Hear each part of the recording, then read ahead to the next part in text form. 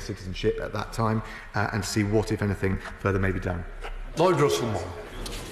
Rubber bullets, tear gas, central governments clamping down on local authorities, not just, of course, what we're seeing in America, but it's a long-term trend in Hong Kong.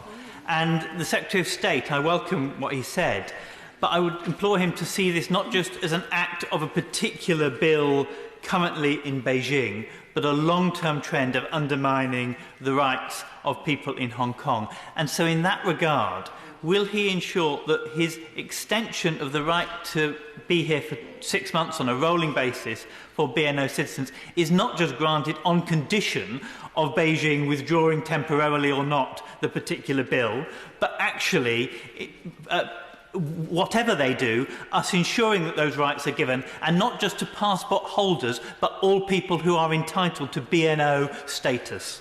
Secretary. Can I thank the honourable gentleman? I think he's right on this point of principle. We do want to make sure we live up to our responsibilities.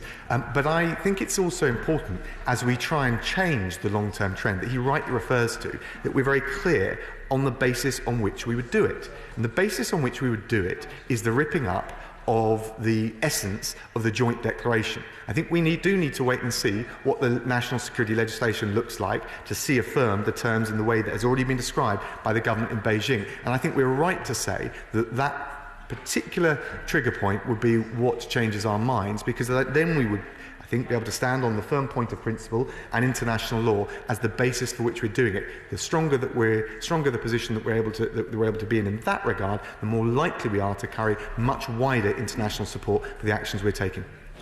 Jason McCarthy. Thank you, Mr. Speaker.